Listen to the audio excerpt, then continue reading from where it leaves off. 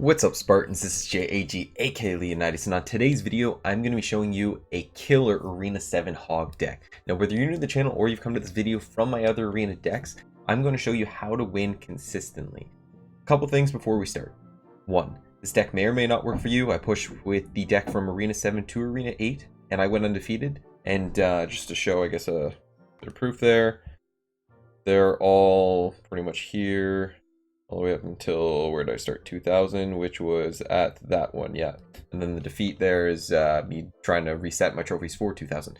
Now, number 2, you're going to want all your card levels around the level 7 range or higher, and your King Tower around the level 7 or higher to stand a chance as well. I was facing on average about King Towers in the level 7 to 8 range, with cards leveled from 7 to 9.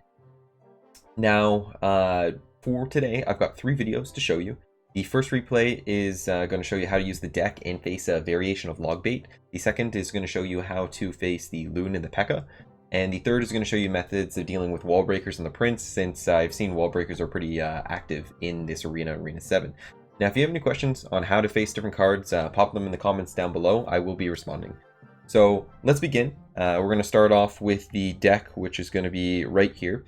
And I will pin this in the comments below along with cards that you can replace each with, so take a look for the pinned comment.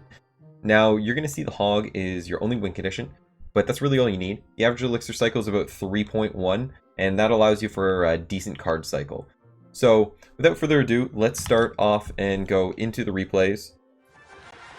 Alright, so here is replay 1. And right off the bat with this deck, you have 2 choices. If the Hog's in your hand, you can either push right away and see if you can catch them off guard and get a few hits before they realize it, as is the case here. Or you can wait, see what they have, and then if they drop something like the Giant or Giant Skeleton or something like that, then you push the opposite lane with the Hog, and that way then it forces them to drop Elixir on that side, and then that Skeleton or Giant Skeleton that's coming on the other lane, you can just easily defeat it. So those are basically your 2 options. If you don't have the Hog in your starting hand, the best thing is just to play it defensive, maybe drop the Skeletons to just kind of help cycle a little bit, maybe drop the Musketeer at the back. I would just kind of play it defensively and wait in that case. And in this case, this is kind of what happened. Didn't have the Hog in hand, just drop the Musketeer at the back, build up a bit of Elixir, and wait to see what they do. So in this case, I'm going to capitalize on the underleveled Wizard, 1, but 2, even the kind of extra value for the Fireball, since there was both the Spear Goblins and the Wizard itself. As far as the Goblin Barrel, the best way to stop that is going to be with the Log. I had it out of my hand, so in this case you can use guards as well. Skeletons is a good option as well to try and stop it. With the Giant Skellies, the best way to stop them is either use your Cannon, your Pekka, or your guards. Pretty much everything with the exception of the with the Cannon is probably going to just need that single card to stop them, so you'll save a couple elixir. Worst case with the Cannon, you drop that and the Skeletons, then you'll be fine. So in this case, if you actually have Skarmy that comes down a lane, tip is actually just drop the Skeletons in the middle, and that's really all you're going to need. So you're going to swing 2 elixir right off the bat there. So that's just a tip that I've learned through playing throughout the years. Now, for this one, this is kind of gonna be routine and we're gonna finish this off, but let it run out just so you can see a bit more of an example, because it kind of gives a good idea of how we stop the Gob Barrel, how we stop kind of Giant Skeleton, and just a good dynamic of this deck. So here I'm just gonna use a Fireball, get a bunch of value for it, and really didn't need too much else. And as you can see, I've got a large elixir count compared to them extra, so the Log worked out perfect too, especially when they tried to drop the Spear Goblins at the back. Another tip actually is don't drop a kind of like a low cost troop in addition to your Goblin Barrel at the same time if you're going to play that. Mainly because you'll see what I did with the Log, it's going to kill both of them at the same time. So in this case, just drop the guards, defend a little bit, and then keep pushing that left lane. Worst case scenario, if they got my tower, I'd still have a huge advantage and be able to take that other one out first thing in overtime as well. So that's going to be it on this replay, and we're going to move on to the next one. So this second replay is going to show how to stop the Pekka and the Loon, and you're going to see they have a little bit of an expensive deck.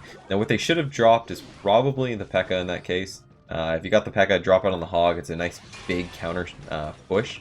I don't know why they dropped the Pekka with the skeleton army, but in this case, it shouldn't be too bad. The guards are a great way to stop the Pekka. In fact, I would use the guards firsthand. If you have them in your hand, use the guards to stop them. Great for also kind of distracting the Inferno Dragon. You can use the little skeletons for that too. Your Musketeer is great at aerial troops like Baby Dragon, Inferno Dragon, even the Hunter if it's long range. Your Musketeer is going to be basically your champion for your aerials. And your Fireball is going to be used if you need anything to splash-wise to take out something like maybe Minion Horde or something like that. I'm not even sure actually Minion Horde's at this arena.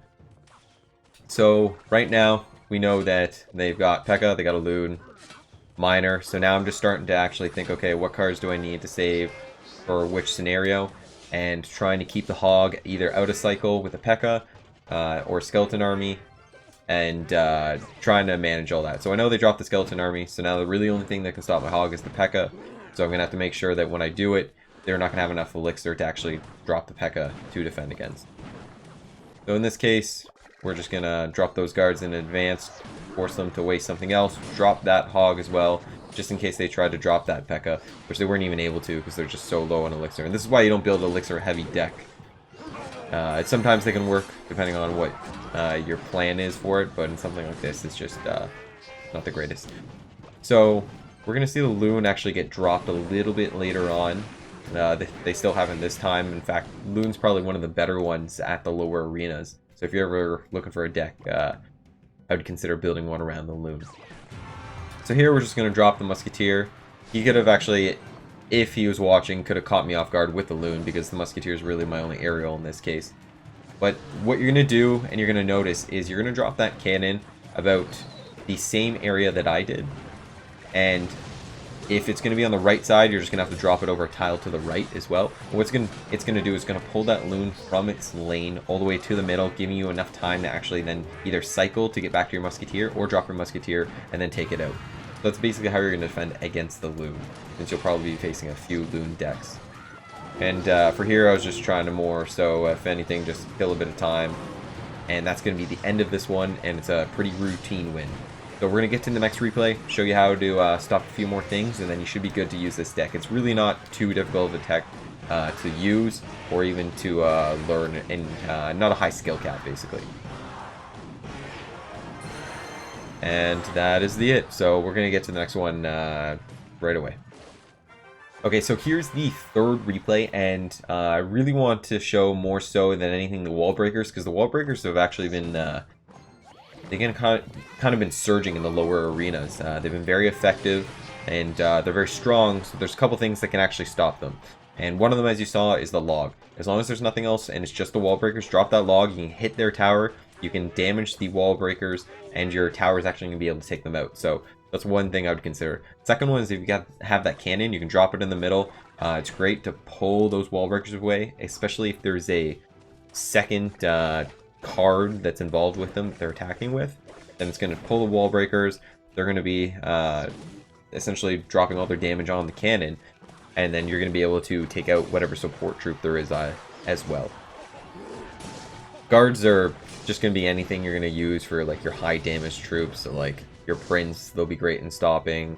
Your Pekka, Giant Skeleton, things like that. So in this case, what you're going to see is I use the cannon, exactly like I was mentioning before. That's your second option that you can really do. The other ones aren't too great. Your guards will work as long as it's just the wall breakers. But those two options that I mentioned previously are your best ideas. And on this case, then we're going to actually just speed this up, because it's really just going to be more of a routine game. And you'll be able to kind of take a look if you want and learn from it. For the skeleton army, as I mentioned earlier, you can either use the skeletons and then you get a 2 elixir swing, or you can use the guards and then you get no elixir swing in that case. But still both ways to at least counter them if you really need to, without dropping too many things or even wasting your log. Because there's going to be a lot of cases where they're going to try to log bait you with a goblin barrel instead of, or with Skarmy basically, so that then the goblin barrel is free and then your log, you won't have it in hand to actually use it. So whenever I see stuff like that, I never really try and use my log right off the bat until I know that they don't have the goblin barrel. And in this case, that's going to be the end of this one. Another routine win. hope this deck actually works well for you. You can let me know in the comments. If it doesn't work for you, it might just be the style. This deck is really good, so it's definitely not because of that. Anyways, that's going to be it. I appreciate everyone for watching. Thanks, everyone. I'll catch you in the next video. This is going to be JAG signing off. Peace out. Don't forget to hit that subscribe button and like the video. Peace.